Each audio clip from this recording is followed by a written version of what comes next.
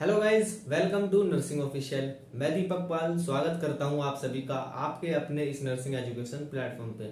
So guys, एमपीएनएसएम को target करते हुए आज ये हमारी थर्ड क्लास होने वाली है। इससे पहले दो क्लास आ चुकी है, अगर अभी तक आपने नहीं देखी है तो प्लेलिस्ट में जाकर देख सकते हैं। तो बिना किसी देरी के स्टार्ट करते हैं अपनी आज की क्लास को। क्वेश्चन लगाएंगे स्क्रीन पे। बिना रेस्ट के अत्यधिक एक्सरसाइज से कार्बन डाइऑक्साइड व लैक्टिक एसिड एक्यूमुलेट हो जाते हैं, जिससे मसल्स में थकान यानी फटीग हो जाता है। इसलिए नर्स को पेशेंट को एडवाइस करनी चाहिए। हमसे कहा गया है कि जो हम क्या करते हैं, रेस्ट से अत्यधिक एक्सरसाइज करते हैं, मतलब जरूरत से ज्यादा, जितनी जरूरत है उससे ज्यादा एक्सरसाइज करते हैं तो क्या होता है, जो लैक्टिक एसिड होते हैं और जो कार्बन डाइऑक्साइड है वो मसल्स में एक्यूमुलेट हो जाते हैं, यानी वो मसल्स में इकट्ठा हो जाते हैं लैक्टिक एसिड। तो इस कंडीशन में जब पेशेंट फटीग यानी थकान महसूस कर रहा है तो वहां पर क्या नर्स को करना चाहिए। ऑप्शन देखेंगे तो एडवाइस क्या देनी चाहिए। Sit and take rest, breathe in between exercise, sit and breathe deeply after exercise. तो क्या होता है, जब एनोब्रिक रेस्पिरेशन होती है, जब हम ज्यादा एक्सरसाइज करते हैं तो उस टाइम पर क्या होता है, एनोब्रिक रेस्पिरेशन होती है। उसमें क्या होता है कि जो लैक्टिक एसिड बन जाता है, लैक्टिक एसिड बनने से क्या होता है कि वो एक्यूमुलेट होता है मसल्स पे, जिससे मसल्स के अंदर पेन और फटीग महसूस होने लगती है। तो इस कंडीशन में क्या होता है कि अगर हम पेशेंट को वहां पर कहेंगे कि अगर बैठ के उसको रेस्ट लेने के लिए कहेंगे, सिट एंड ब्रीथ यानी ब्रीथ लेने के लिए कहेंगे, तो वो क्या करेगा, वहां पर उसको एक तो रेस्ट मिलेगा और जो कार्बन डाइऑक्साइड है वो वहां से धीरे धीरे वॉश आउट होना स्टार्ट हो जाता है, और जो लैक्टिक एसिड है वो भी। तो क्या होता है, वहां पर उसको पेन में रिलीफ मिलता है। तो इसमें हमारा ऑप्शन नंबर सी करेक्ट हो जाएगा। हम क्या एडवाइस करेंगे उस पेशेंट को, टू सिट एंड ब्रीथ। तो ऑप्शन नंबर हमारा सी करेक्ट हो जाएगा। नेक्स्ट क्वेश्चन लगाएंगे, क्वेश्चन नंबर सेकेंड। कौन सा बॉडी सिस्टम इलेक्ट्रोलाइट इम्बैलेंस के पेशेंट में सबसे अधिक प्रभावित होता है। हमसे पूछा गया जो कौन सा इलेक्ट्रोलाइट है जो इम्बैलेंस में पेशेंट को में से सबसे ज्यादा अधिक प्रभावित होता है। Cardiovascular system, endocrine system, neuromuscular system या रीनल सिस्टम। तो कौन सा ऐसा सिस्टम है जो इलेक्ट्रोलाइट के इम्बैलेंस होने से सबसे ज्यादा इफेक्ट होता है। तो कौन सा होता है, न्यूरोमस्कुलर सिस्टम हमारा सबसे ज्यादा क्या होता है, इफेक्ट होता है। तो ऑप्शन नंबर सी यहां पर हमारा करेक्ट हो जाएगा। नेक्स्ट क्वेश्चन लगाने से पहले एक मिनट इसको हटा दें। नेक्स्ट क्वेश्चन लगाने से पहले मैं आपको कुछ ऐसे वैल्यूज बता दूं जो कि हमारे ब्लड में होनी चाहिए, यानी हमारे ब्लड की कंसंट्रेशन यानी सीरम में होनी चाहिए, प्लाज्मा में। जैसे अगर मैं बात करूं कैल्शियम की,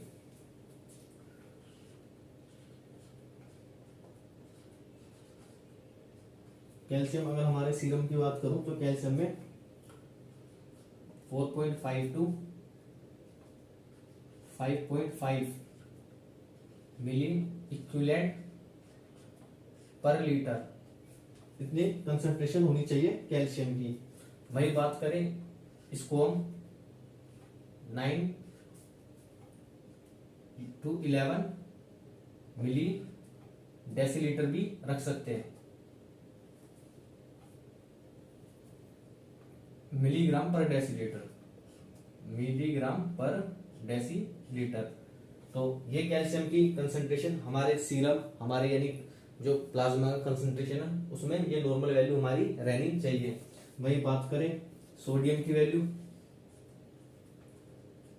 सोडियम यानी Na, ये कितनी रहनी चाहिए, ये रहनी चाहिए 135 to 145 milli equivalent per litre. तो ये वैल्यू रहनी चाहिए हमारी 135 to 145 मिली इक्विवेलेंट लीटर। वही बात करें पोटेशियम की, इसे हम डिनोट करते हैं के से। तो पोटेशियम कितना रहना चाहिए हमारे ब्लड में, 3.5 to 5.1 milli equivalent per litre. तो ये कंसंट्रेशन रहनी चाहिए हमारी कैल्शियम की, सोडियम की, पोटेशियम की, किसमें, जो हमारा ब्लड का सीरम है, जो प्लाज्मा है, उसके उसकी ये कंडीशन हमारी रहनी चाहिए।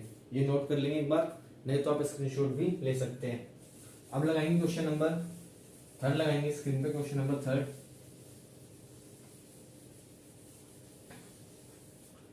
तो क्वेश्चन नंबर थर्ड देखेंगे, the amount of calcium in the blood is about. हमसे पूछा गया है जो अमाउंट कितनी होनी चाहिए ब्लड में कैल्शियम की। ऑप्शन देखेंगे 5 मिलीग्राम पर डेसीलीटर, 0.5 मिलीग्राम पर डेसीलीटर, 10 मिलीग्राम पर डेसीलीटर या 100 मिलीग्राम पर डेसीलीटर। बताइए।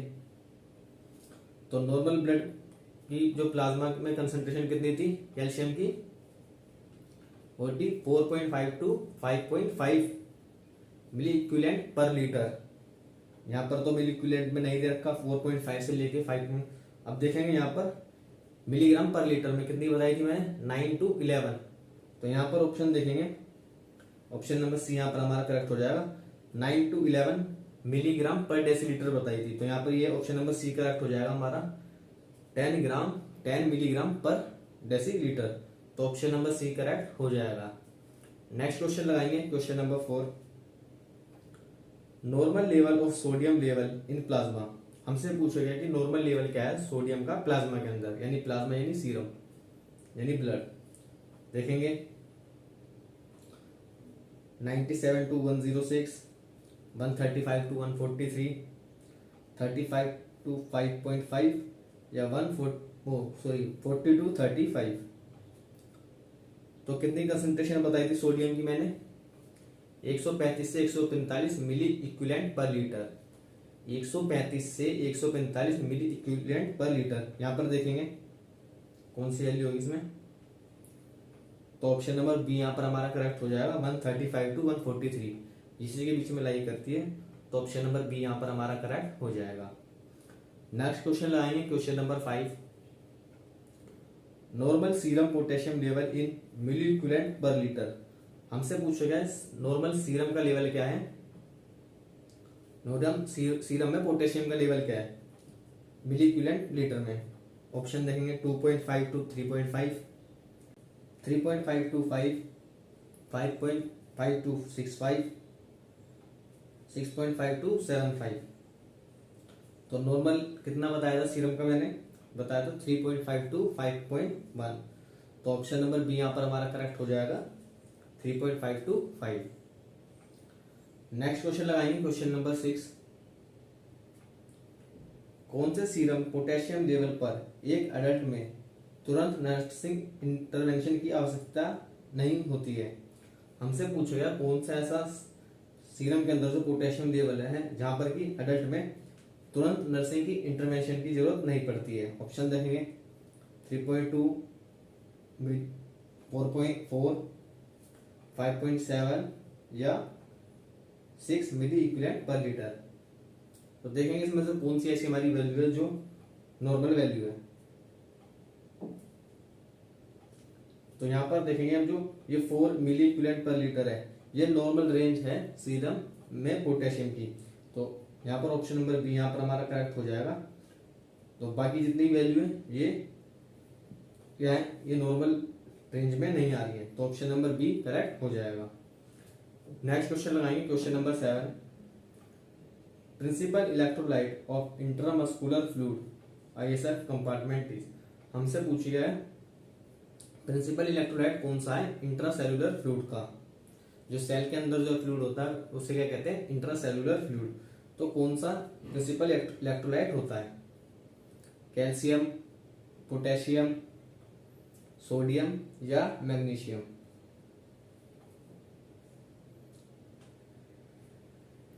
तो बात कर रहे हैं इंट्रासेल्युलर मॉलिक्यूल की, यानी सेल के अंदर। तो सेल के अंदर कौन होता है, इंट्रासेल्युलर फ्लूइड के अंदर सबसे अधिक मात्रा में जो पाए जाने वाला जो कैटायन होता है, यानी जो 90% तक पाया जाता है, वो कौन होता है, वो होता है पोटेशियम, जिसे हम के से रिप्रेजेंट करते हैं।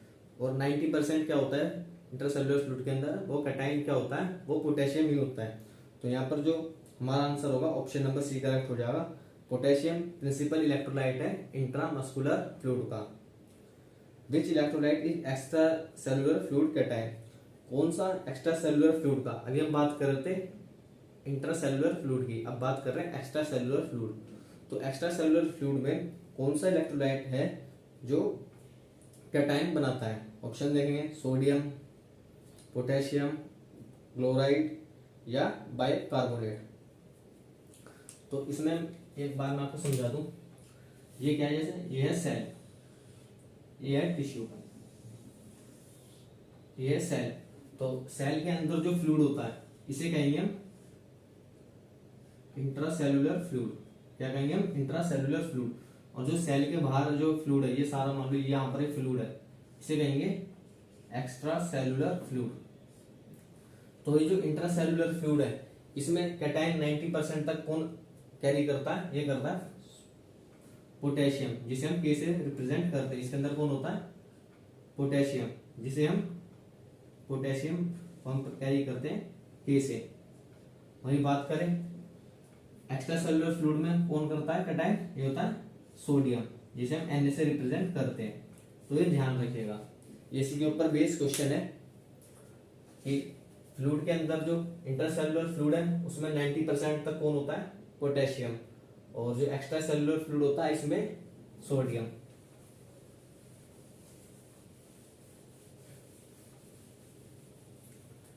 अब देखेंगे क्वेश्चन को, क्वेश्चन क्या कह रहा था हमसे। तो इसमें कहता है कि which electrolyte is extra cellular fluid cation, तो कौन सा बताइए? तो एक्स्ट्रा सेलुलर में क्या बताया मैंने आपको? सोडियम। तो ऑप्शन नंबर ए यहाँ पर हमारा करेक्ट हो जाएगा, सोडियम। नेक्स्ट क्वेश्चन लाएंगे, क्वेश्चन नंबर 9। बॉडी में फ्लूइड की असामान्य मात्रा रिटेंशन किसके रिटेंशन के कारण होता है? हमसे पूछा है कि जो बॉडी के अंदर जो फ्लूइड की असामान्य यानी अब नॉर्मल जो एक अमाउंट बनी रहती है फ्लूइड की, मतलब वो बने रहना फ्लूइड का बॉडी के अंदर, वो किसके कारण होता है? सोडियम, क्लोराइड, पोटेशियम या कैल्शियम। तो जो फ्लूइड का होता है, हमारी जो बॉडी के अंदर जो फ्लूइड होता है उसके जो अंदर बने रहने यानी रिटेंशन मतलब रुकना फ्लूइड का, और एक्सक्रीशन मतलब निकलना। रिटेंशन एक होता है रिटेंशन, एक होता है एक्सक्रीशन। तो रिटेंशन क्या होता है कि हमारे शरीर में पानी का बने रहना, और एक्सक्रीशन की बात करें तो हम बात कर रहे हैं कि वो एक्सक्रीट कर देना वहां से, कि मतलब जो फ्लूइड है उसको बाहर निकाल देना शरीर से। तो हमसे पूछा गया है जो असामान्य मतलब अब नॉर्मल बना रहता है जो, तो किसके कारण होता है? तो हम बात करें इसके अंदर क्या होता है, ये किसके कारण होता है? ये ऑस्मोटिक प्रेशर पर डिपेंड करता है। और ऑस्मोटिक प्रेशर किससे डिपेंड करता है? ये सोडियम। क्योंकि अगर हम बात करते हैं एक्स्ट्रा सेलुलर फ्लूइड में, ये डिपेंड करता है एक्स्ट्रा सेलुलर फ्लूइड में। तो एक्स्ट्रा सेलुलर फ्लूइड में कौन है? वहां पर मैंने आपको बताया था अभी नेक्स्ट पिछले क्वेश्चन में, तो क्या है? सोडियम। तो ऑप्शन नंबर यहाँ पर हमारा ए करेक्ट हो जाएगा, सोडियम। नेक्स्ट क्वेश्चन लगाएंगे, क्वेश्चन नंबर 10 स्क्रीन पे। Major nutrients involve in fluid balance are. हमसे पूछा गया है कि जो मेजर न्यूट्रिएंट्स कौन से हैं जो फ्लूइड बैलेंस में इन्वॉल्व होते हैं। ऑप्शन देखेंगे, vitamin B9 and magnesium, fats and proteins, chloride and carbohydrates, potassium and chloride, sorry potassium and sodium. तो अभी नेक्स्ट क्वेश्चन, पिछले क्वेश्चन में मैंने बताया था कौन बैलेंस करते हैं फ्लूइड को? Nutrients, potassium and sodium. तो ऑप्शन नंबर डी यहाँ पर हमारा करेक्ट हो जाएगा। नेक्स्ट क्वेश्चन लगाएंगे, question number 11। Osmotic pressure and acid base balance body fluids are maintained by. हमसे पूछेगा जो ऑस्मोटिक प्रेशर होता है और जो एसिड बेस का जो बैलेंस होता है वो किसके द्वारा मेंटेन किया जाता है? ऑप्शन देखेंगे, फ्लोरीन, सोडियम, मैग्नीशियम या जिंक। आई होप आप सभी इस क्वेश्चन का आंसर इजिली दे पाएंगे, क्योंकि आपको भी मैंने जो कंसेप्ट समझाया उससे आप अंदाजा लगाएं। तो यहाँ पर हमारा ऑप्शन नंबर बी करेक्ट हो जाएगा, सोडियम। नेक्स्ट क्वेश्चन लगाएंगे, क्वेश्चन नंबर 12। एक नर्स को नोइजी ब्रीथिंग वाले पेशेंट को देखने के लिए बुलाया गया है। वह स्टीडर के साथ लैरिंगोस्पाज्म को सस्पेक्ट करती है, ये प्राय किसके साथ होता है? तो पहले मैं आपको क्वेश्चन समझाता हूँ। जो स्टीडर क्या होता है, इसमें दो वर्ड आए हैं, एक होता है स्टीडर, एक होता है स्टीडर और एक होता है लैरिंगोस्पाज्म।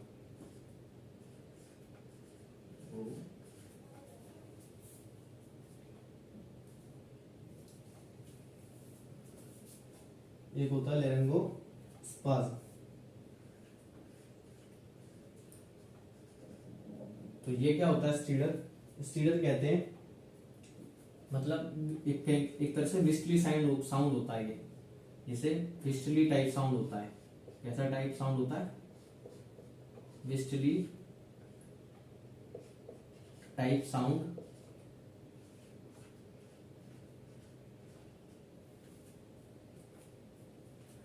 वाइल इनटेक ब्रेथ, जब हम इनहेल करते हैं, जब एक सांस लेते हैं तो एक विस्टली साउंड होता है, तो उसको क्या कहा जाता है? मतलब वो अंदर एक तरह की, मतलब जैसे हम इनहेल करते हैं तो अलग ये सांस आता है, उसकी साउंड आती है नेक में से, तो उसको कहते हैं स्टीडर। और लैरिंगोस्पाज्म क्या होता है? ट्रांजिएंट। ट्रांजिएंट मतलब होता है थोड़े समय के लिए, और रिवर्सिबल। ट्रांजिएंट मतलब थोड़े समय के लिए, और रिवर्सिबल यानी बार बार। स्पाज्म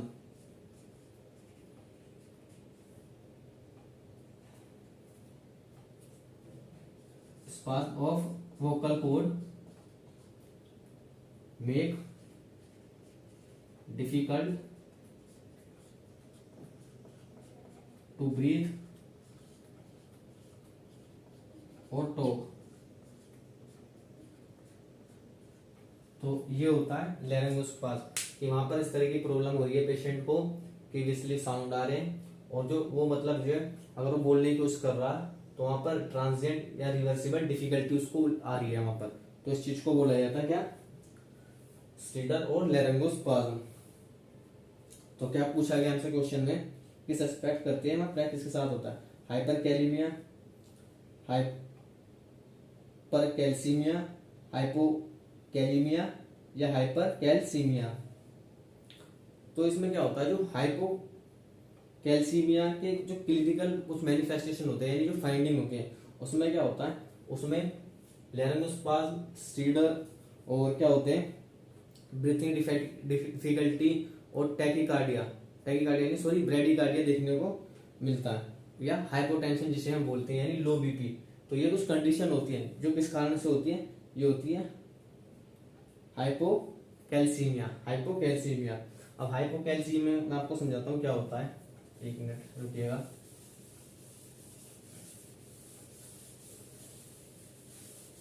वेट करिएगा 20 मिनट। जब कभी भी ऐसे दो वर्ड आए, एक ये वर्ड याद रखना, एक वर्ड होता है हाइपो, एक होता है हाइपर। हाइपर का मतलब होता है कि उत्तेजित होना, जैसे आपने सुना होगा हाइपर हो रहा है, तो हाइपर मतलब इससे ध्यान रखना हाइपर। हाइपो मीन्स नीचे। तो जब किसी की कंसंट्रेशन हमारी बॉडी में ज्यादा हो जाती है तो उसको उसके आगे लगाते हैं हाइपर। तो हाइपर कैल्सीमिया, ये जो हमने बताया था हाइपर कैल्सीमिया यानी कैल्शियम की अमाउंट हमारी बॉडी में ज्यादा होगी तो हाइपर कैल्सीमिया। वहीं अगर कमी हो गई है कैल्शियम की तो हाइपोकैल्सीमिया। तो इस तरह से आप ध्यान रखिएगा। तो यहाँ पर हमारा, आप कभी भी हाइपो या हाइपर आए तो आपको बिल्कुल भी कंफ्यूज नहीं होना है। तो इसका आंसर है क्वेश्चन नंबर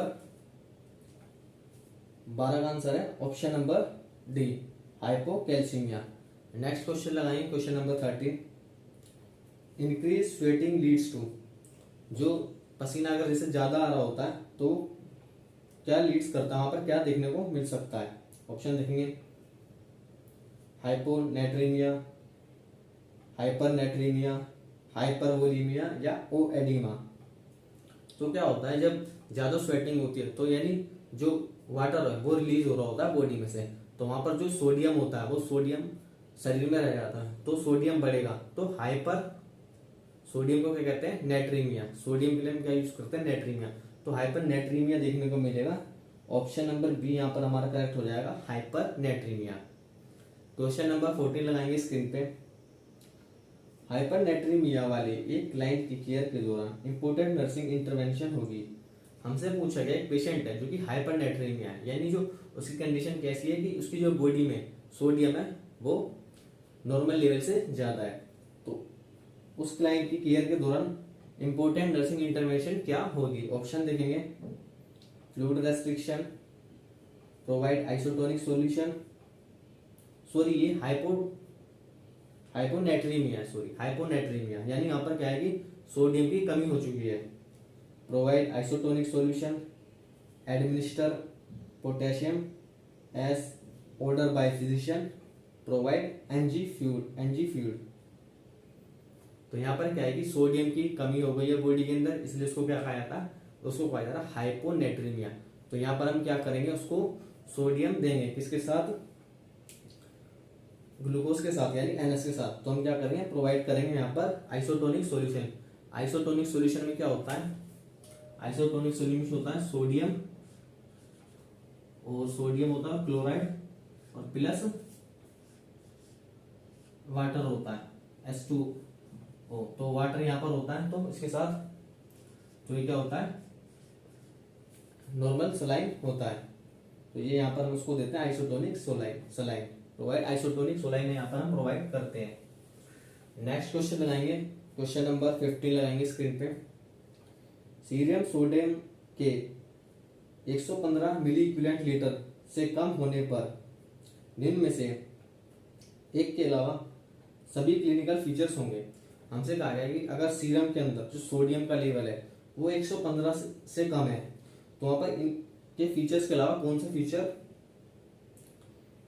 मतलब एक सभी के फीचर, सभी तो फीचर होंगे, एक ऐसा इनमें से जो कौन सा नहीं होगा? लिथार्जी क्या होता है? यानी आलस्यपना, लिथार्जी। सीजर, जो दौरे आते हैं, सीजर्स। कंफ्यूजन और सबक्रेनोइड हेमरेज। तो बताइए इनमें से ऐसा है कि कौन सा कंडीशन यहाँ पर देखने को नहीं मिलेगी? और पेशेंट का क्या है, जो सीरम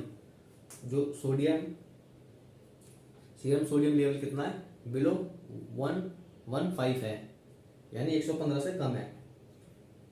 तो इसमें आपको बताएं ये सुबेरोकोइड हेमरेज क्या होता है?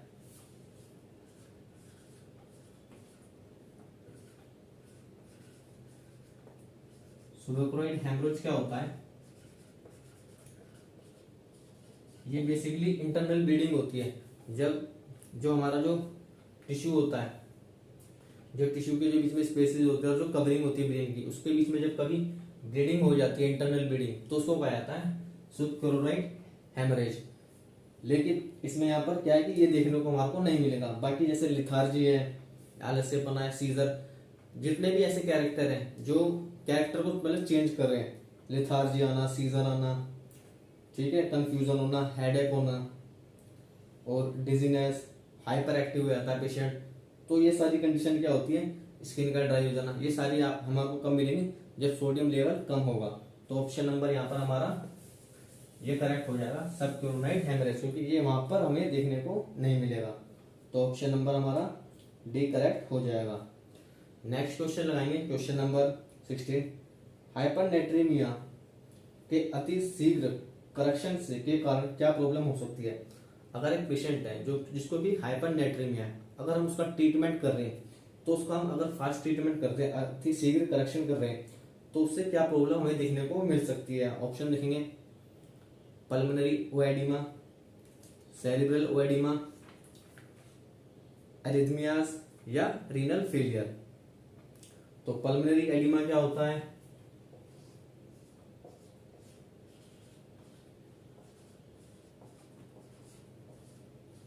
पल्मोनरी एडिमा, सेरिब्रल एडिमा,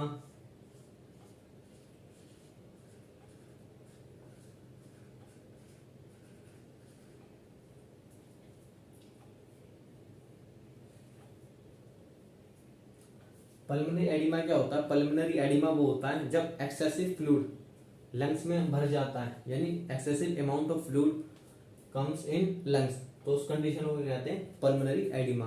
वहीं बात करें सेरिब्रल एडिमा, तो सेरिब्रल एडिमा ये तो कई तरीके से होता है, लेकिन यहाँ हम बात कर रहे हैं उसके ऑस्मोटिक के रिलेशन के बारे में। क्या होता है, जब हम किसी हाइपर नाइट्रीमिया के पेशेंट को ट्रीट कर रहे होते हैं और उसको हम जब इमीडिएट कोई ट्रीटमेंट कर रहे हैं, तो वहां पर क्या होगा कि जो जब वो हाइपो नाइट्रीमिया कंडीशन में आ सकता है, तो वहां पर क्या होता है,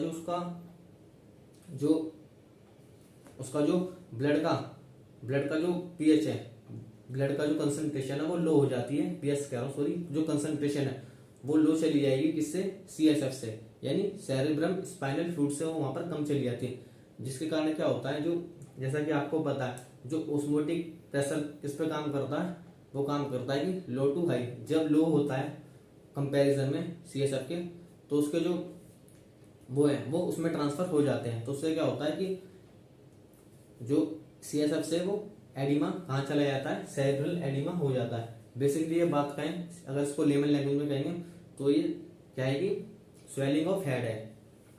तो यहाँ पर हमें क्या कॉम्प्लिकेशन देखने को मिल सकती है, स्वेलिंग ऑफ हेड देखने को मिल सकती है। एडिमा वर्ड जहां भी आए तो इसका मतलब आप समझ सकते हो कि स्वेलिंग, तो सेरेब्रल एडिमा इसका करेक्ट आंसर होगा।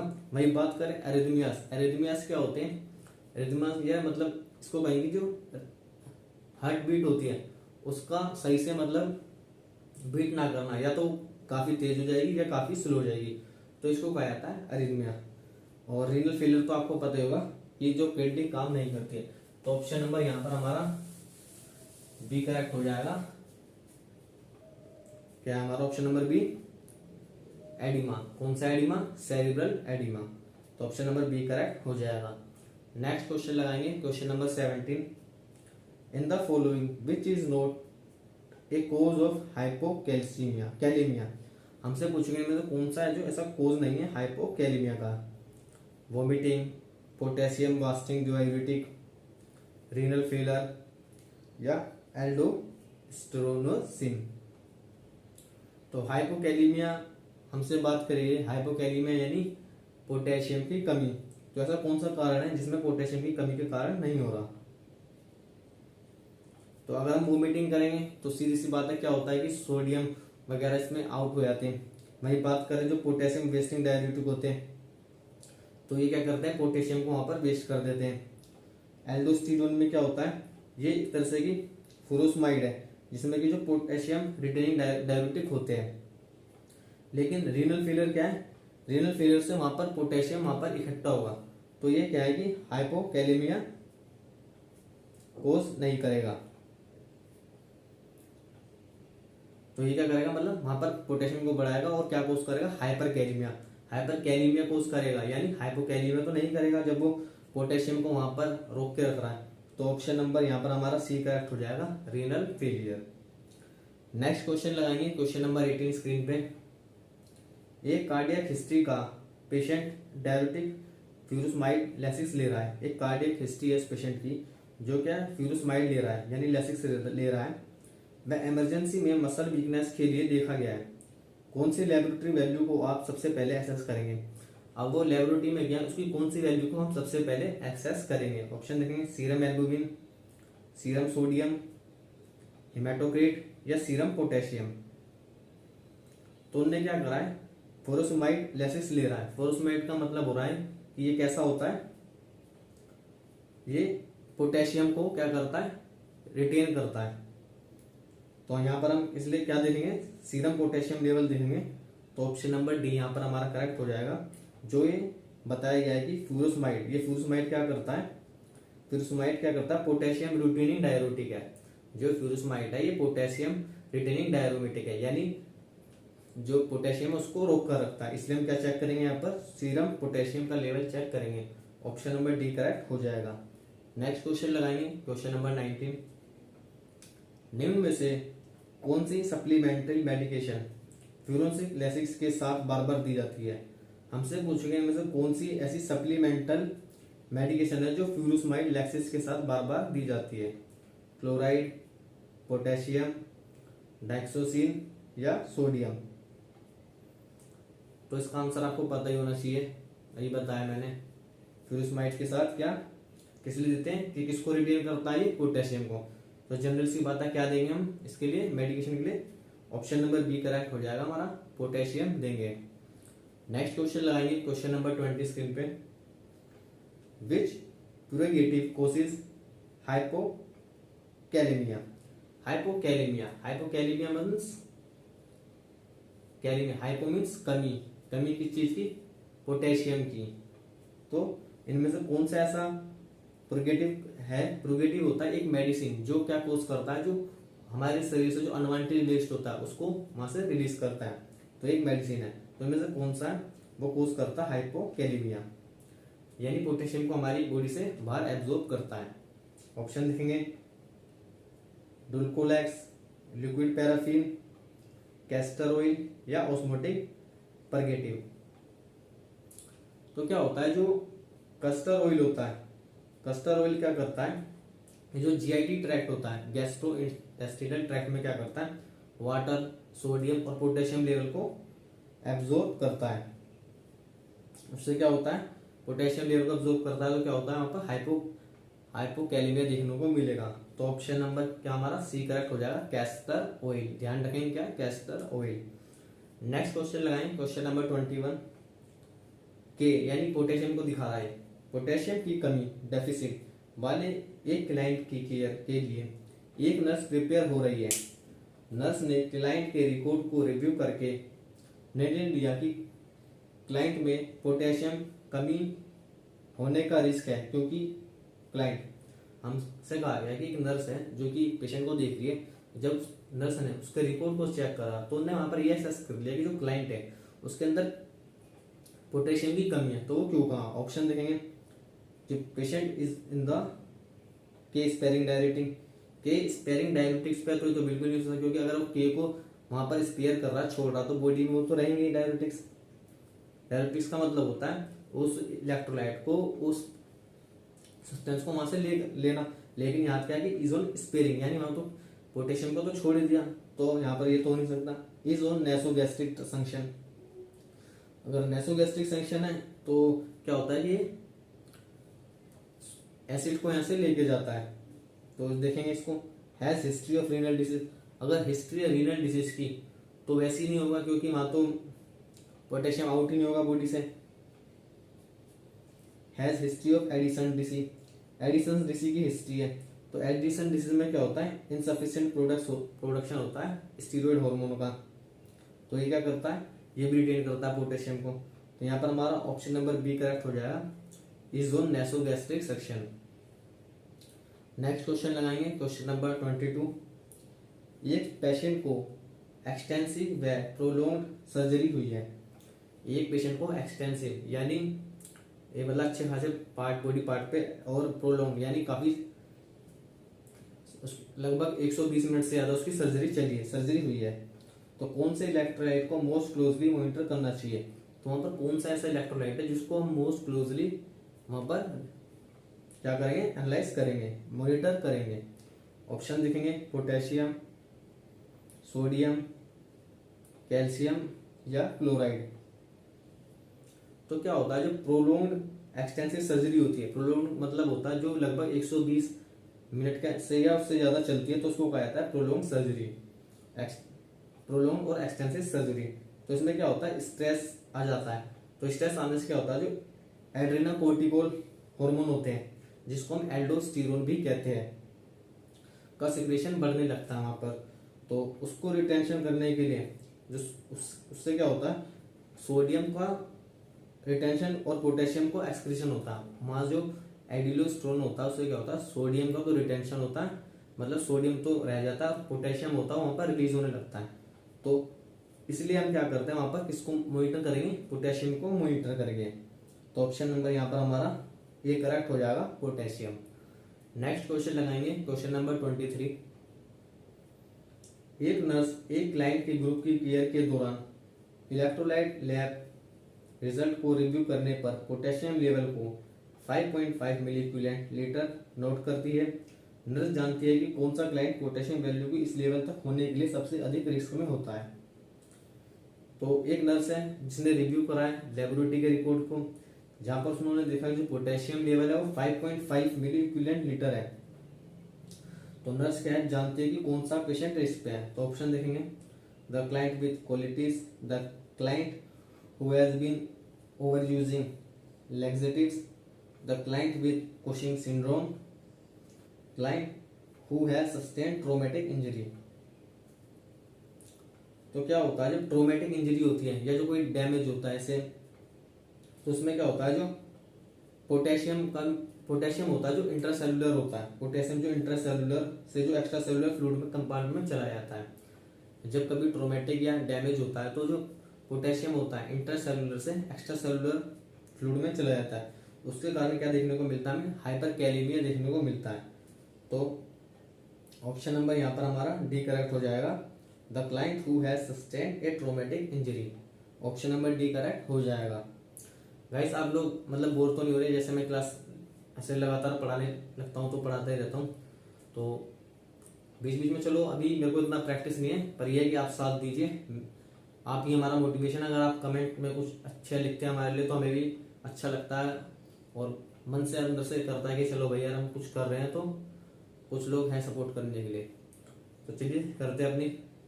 तो नेक्स्ट क्वेश्चन लगाएंगे, क्वेश्चन नंबर 24, स्पिरोनोलैक्टोन प्रोड्यूसेस। हमसे पूछा गया जो स्पिरोनोलैक्टोन होता है वो क्या प्रोड्यूस करता है, हाइपरनेट्रीमिया, हाइपरकैलेमिया, हाइपरनेट्रीमिया या हाइपरकैलेमिया।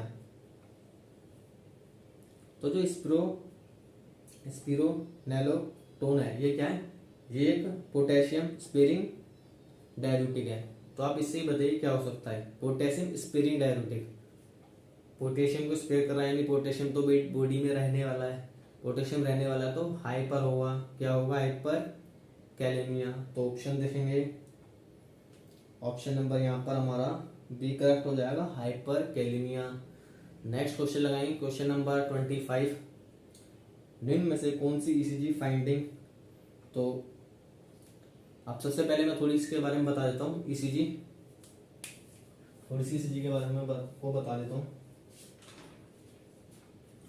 ईसीजी कुछ इस तरीके से हम देखते हैं, जनरल मोटा मोटा मैं आपको बता देता हूँ, बाकी तो इसकी बहुत सारी अगर हम जाएं तो डीप में जाने के लिए बहुत बातें, पर मैं आपको मोटा मोटा थोड़ा बता देता हूँ।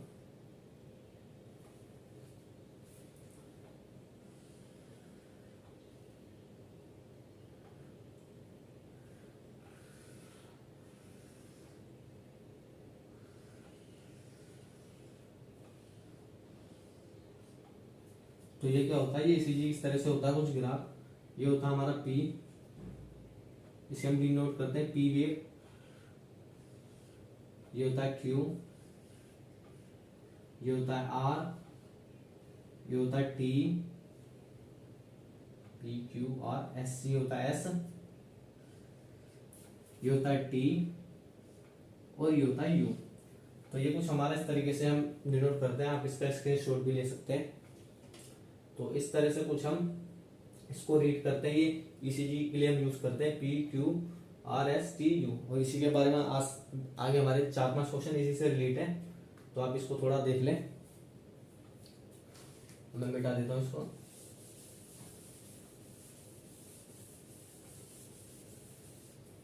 तो हमसे पूछा गया है निम्न में से कौन सी ईसीजी फाइंडिंग हाइपोकैलेमिया की प्रेजेंस को इंडिकेट करती है। हमसे पूछेंगे में से कौन सी चीज जो हाइपरकैलेमिया के प्रेजेंस को इंडिकेट करती है। तो ये आपको अभी ऐसे नहीं समझ में आएगा, तो इसके बारे में कुछ मैं आपको जनरल इंफॉर्मेशन दे देता हूँ। बात कर लेते सबसे पहले हम हाइपरकैलेमिया की।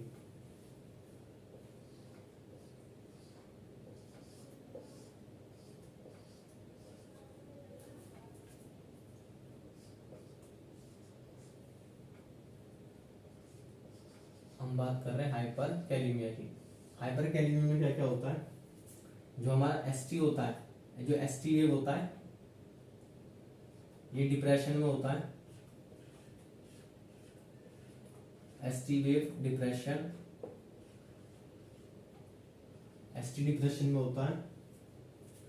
जो टी वेव होती है या तो ये फ्लैट होती है, या तो फ्लैट होती है या इन्वर्टेड।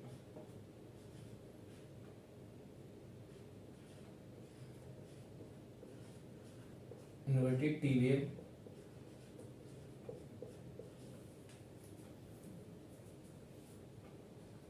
या प्रोमिनेंट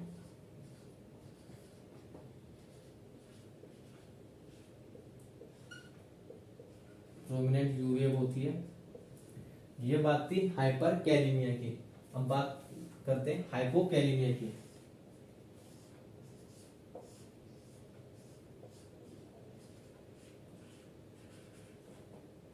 हाइपोकैलीमिया की बात करें तो हाइपोकैलीमिया का देखने को मिलता है तो फ्लैट पीरियड, फ्लैट पीरियड देखने को मिलेगी, प्रोलॉन्ग्ड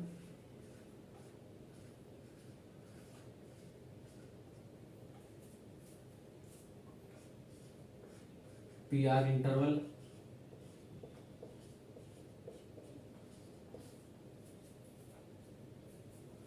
वाइड क्यूआरएस देखने को मिलेगा आपको, वाइड क्यूआरएस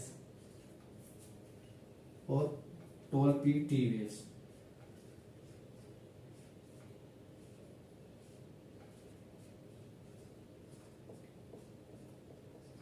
तो ये अभी आप उतार लें हाइपर कैलीमिया और हाइपोकैलीमिया के लिए, हाइपर कैलीमिया और हाइपोकैलीमिया के लिए ये इसके फीचर होते हैं।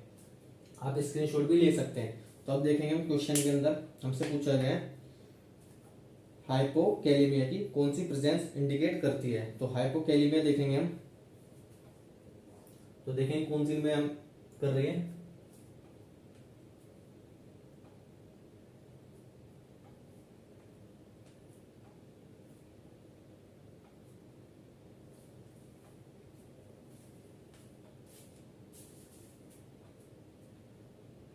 सॉरी ये ऊपर वाली हाइपोकैलीमिया है,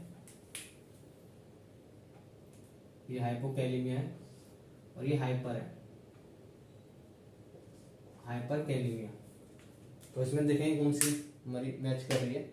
इसमें देखेंगे हाइपोकैलीमिया में एसटी डिप्रेशन है, फ्लैट इन्वर्टेड पी वेव है और प्रोमिनेंट यू वेव है।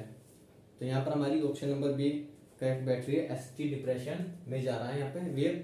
तो ऑप्शन नंबर यहाँ पर हमारा बी करेक्ट हो जाएगा, एसटी सेगमेंट डिप्रेशन। तो अभी मिटाते हैं इसको। नेक्स्ट क्वेश्चन लगाएंगे, क्वेश्चन नंबर 26 स्क्रीन पे लगाएंगे।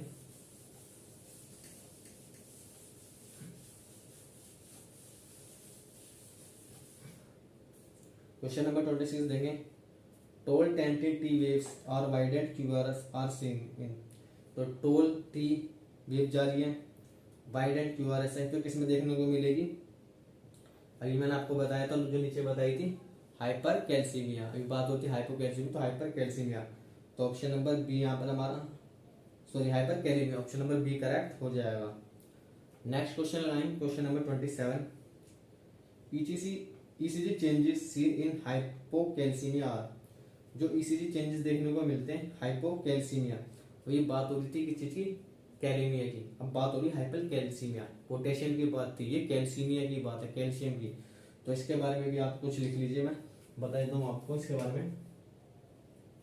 सबसे पहले लिखेंगे हाइपोकैल्सीमिया। कोई नहीं, आप अगर नहीं लिख पा रहे तो स्क्रीनशॉट भी ले सकते हैं। हाइपोकैल्सीमिया, नीचे बात करेंगे hyper calcaemia.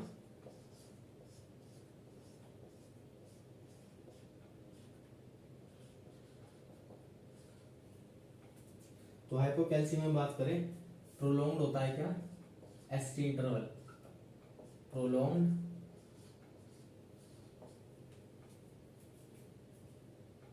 ST segment, prolonged ST segment और प्रोलॉन्ग्ड क्यूटी इंटरवल।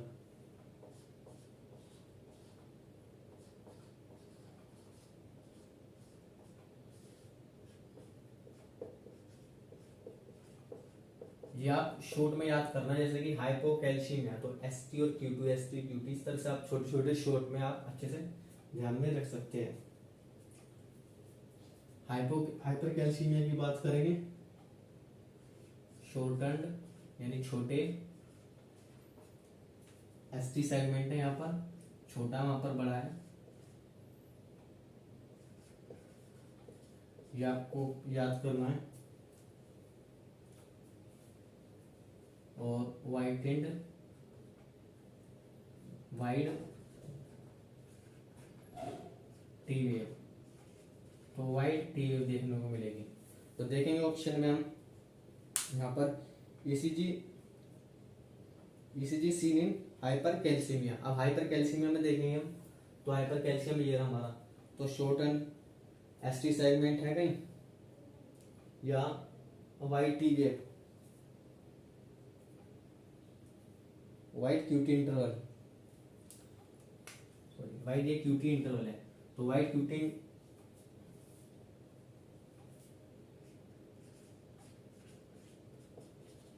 तो ऑप्शन नंबर यहाँ पर हमारा ए करेक्ट हो जाएगा, वाइड क्यूटी इंटरवल।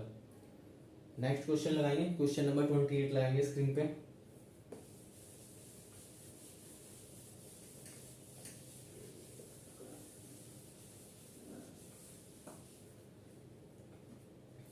कौन से साइन सिम्टम पेशेंट के सीरम पोटेशियम लेवल के सामान्य से कम होने के अर्ली इंडिकेशन हो सकते हैं? तो इनमें से कौन सा साइन और सिम्टम है जो पोटेशियम मान लो कम होने वाला है उससे पहले ही क्या साइन और सिम्टम दे रहा है? Sticky mucous membrane, diarrhoea, muscle weakness in the lungs और टिंकलिंग इन द फिंगर्स। बताइए।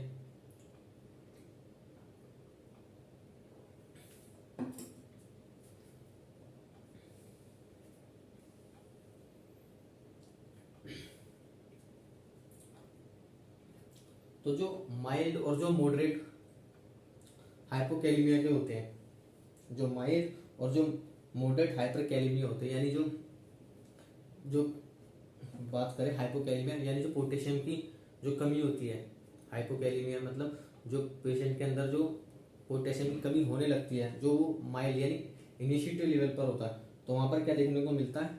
मसल्स के अंदर पेन देखने को मिलता है, वीकनेस हो जाती है, थकान हो जाती है, तो इस टाइप के सारे फीचर्स देखने को मिलते हैं। तो यहाँ पर देखेंगे तो ऑप्शन नंबर सी करेक्ट हो जाएगा, muscles weakness in the legs. यहाँ पर फटीग होता तो वो भी चलता है, यहाँ पर फटीग, तो ऑप्शन नंबर सी करेक्ट हो जाएगा हमारा, muscle weakness in the legs. Next question लगाएंगे, क्वेश्चन नंबर 13। एक हाइपोकैलिमिया वाला पेशेंट, सॉरी क्वेश्चन नंबर 29 है। एक हाइपोकैलिमिया वाला पेशेंट पोटेशियम सप्लीमेंट से ट्रीट किया गया है। इस ट्रीटमेंट से रिस्पॉन्स को इवेल्युएट करते समय निम्न में से कौन से चेंज को नर्स ऑब्जर्व करेगी? तो एक हाइपोकैलिमिया वाला पेशेंट है जिसके अंदर पोटेशियम की कमी है, तो उस पेशेंट में कौन सा जो उसको वहां पर सप्लीमेंट से ट्रीट करा गया, तो वो क्या इवेल्युएट वहां पर नर्स करेगी? Improvement in visual acuity, worsening constipation, decreasing serum glucose या इंक्रीजिंग मसल स्ट्रेंथ। तो वहां पर अभी मैंने आपको बताया था क्या होता है कि जब कमी होती है, कमी होने वाली होती है या फिर पोटेशियम की सीरम के अंदर, तो क्या होता है? मसल्स में वीकनेस आती है, थकान होती है।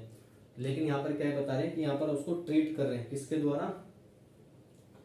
सप्लीमेंट के द्वारा। तो किस चीज को वहां पर देखा जाएगा? तो उसकी मसल की जो इंक्रीजिंग स्ट्रेंथ, जो मसल की इंक्रीज हो रही है उसको देखा जाएगा। तो ऑप्शन नंबर डी करेक्ट हो जाएगा, increasing muscle strength. Next question लाएंगे, क्वेश्चन नंबर 13। निम्न में से कौन सा क्लिनिकल फाइंडिंग इंडिकेट करता है कि पेशेंट हाइपोकैलिमिया यानी कमी हो रही किस चीज की? हाइपोकैलिमिया यानी पोटेशियम की को अनुभव कर रहा है? ऐसा कौन सा फैक्टर है जिसमें कि पेशेंट ये महसूस कर रहा है कि मेरे को हाइपोकैलिमिया, मेरे को किस चीज की कमी हुई है? मेरे को कमी हुई है पोटेशियम की। ऑप्शन देखेंगे, edema, abdominal distension, muscle spasm, Kussmaul breathing. तो एडिमा जैसे मैंने आपको बताया था पहले, सूजन, मसल्स में स्पाज्म होना, एब्डोमिनल डिस्टेंशन या कुजुमल ब्रीथिंग। तो हाइपोकैलिमिया क्या होता है? स्मूथ मसल रिएक्शन के कारण भी हो जाता है। तो इसमें क्या होता है? जो इंटेस्टिनल ऑब्स्ट्रक्शन हो जाते हैं, तो वहां पर क्या उससे क्या देखने को मिलता है? जो एब्डोमिनल डिस्टेंशन देखने को मिलता है। तो ऑप्शन नंबर यहाँ पर हमारा डी करेक्ट हो जाएगा, sorry option number B correct हो जाएगा, एब्डोमिनल डिस्टेंशन। तो गाइस ये थे हमारे आज के 30 क्वेश्चंस। आई होप आप सभी को क्लास अच्छी लग रही होगी। अगर आपको क्लास अच्छी लग रही है तो आप इस वीडियोस को ज़्यादा से ज़्यादा शेयर करें, ज़्यादा से ज़्यादा स्टूडेंट तक पहुँचाएं, जिससे कि और लोगों को भी मतलब मिल सके और हमें भी मोटिवेशन मिलता है अगर आप इसी तरह से कमेंट करते हैं। और जो जो भी आप कमी ने आपने हमें बताई, हम उस पर काम कर रहे हैं। और ऐसी भी कोई भी बात हो आप हमें कमेंट में ज़रूर बताएं। हमसे जुड़ने के लिए थैंक यू, धन्यवाद, मिलते हैं।